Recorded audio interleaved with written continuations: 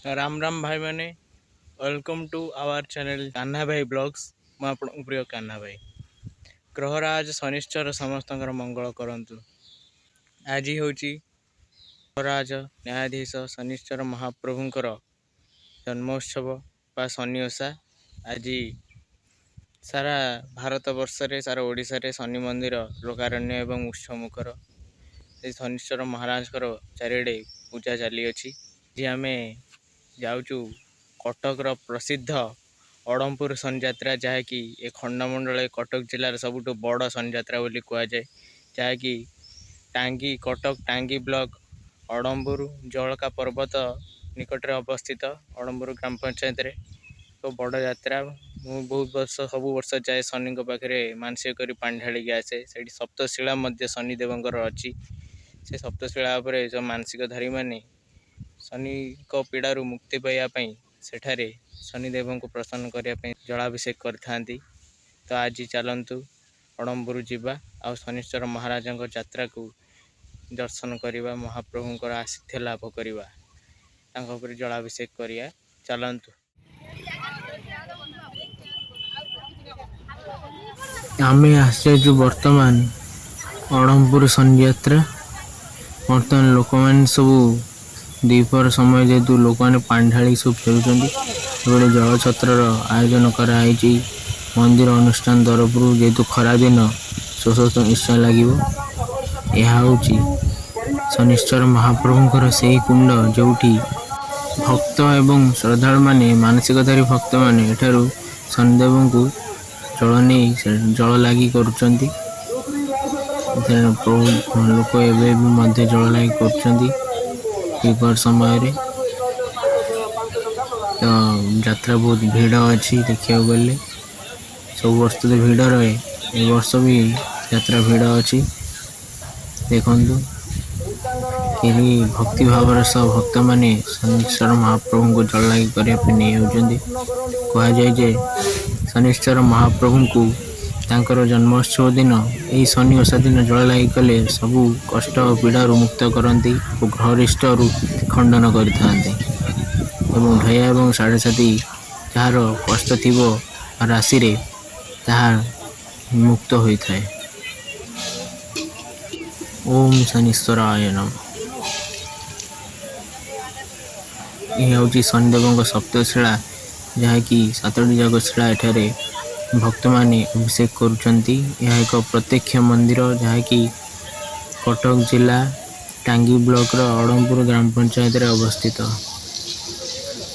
यह हूँ शनिदेव एक विराट विशाल मूर्ति रही अच्छी, जहाँकि मंदिर प्रवेश द्वार रे अवस्थित। लोक मैंने एठारे बहुत सुंदर लगुच मूर्ति लोक मैंने सब फोटो उठा उठी कर प्रभु दर्शन कर मंदिर मध्य भीड़ अच्छी।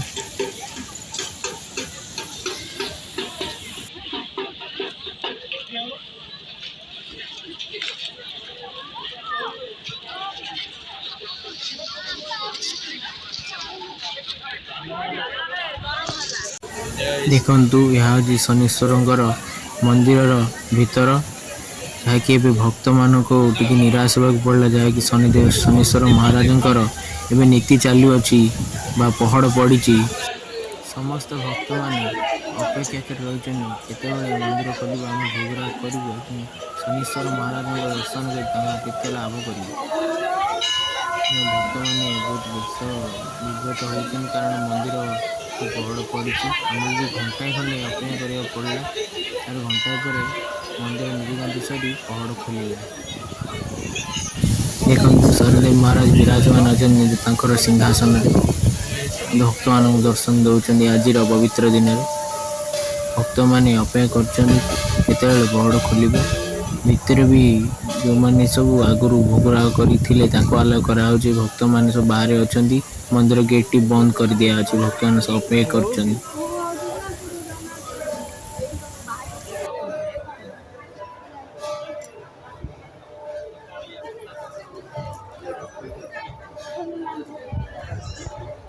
शेष अपेक्षार अंत घटिला।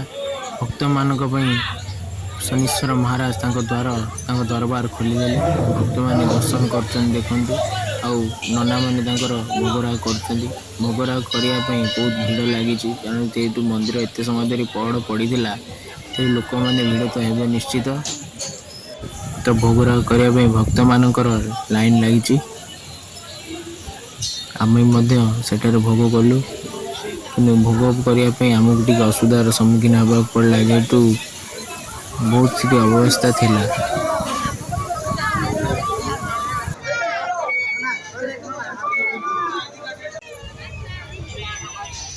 ତ ତାପରେ ଆମେ ଯାତ୍ରା ବୁଲିବାକୁ ଗଲୁ।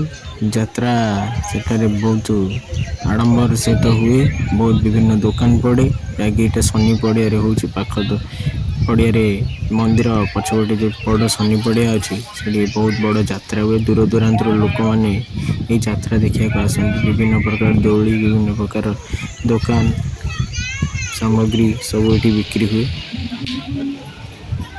ବହୁତ ପ୍ରସିଦ୍ଧ ଯାତ୍ରା ଏଟା, ଅଳମ୍ବରସନ ଯାତ୍ରା, ଯାହାକି ସାରା କଟକ ଖଣ୍ଡମଣ୍ଡଳରେ ପ୍ରସିଦ୍ଧ।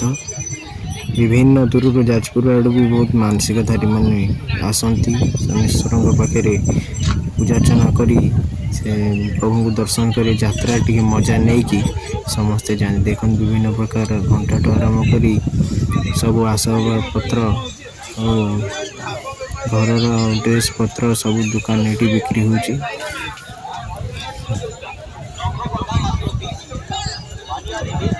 ମୁଁ ମଧ୍ୟ ଯାତ୍ରାକୁ ବହୁତ ଏନ୍ଜୟ କଲି, ବହୁତ ଖିଆପିଆ ବି କଲି। ଯଦି ଆଜିର ସନ୍ଧ୍ୟାଯାତ୍ରା ଭିଡ଼ିଓଟି ଆପଣଙ୍କୁ ଭଲ ଲାଗୁଥାଏ, ତାହେଲେ ଲାଇକ୍, ସେୟାର, ସବସ୍କ୍ରାଇବ୍ କରିବାକୁ ଭୁଲିବେନି। ଆପଣଙ୍କର ନୂଆ ଅପଲୋଡ଼ ଭିଡ଼ିଓ ଆପଣଙ୍କୁ ନୋଟିଫିକେସନ୍ ମିଳିଯିବ। ଆପଣ ଟିକେ ମୋତେ ସପୋର୍ଟ କରନ୍ତୁ, ଯାହାକି ମୋତେ ଆଗକୁ ନେଇପାରିବ। ଜୟ ଶନିଦେବ।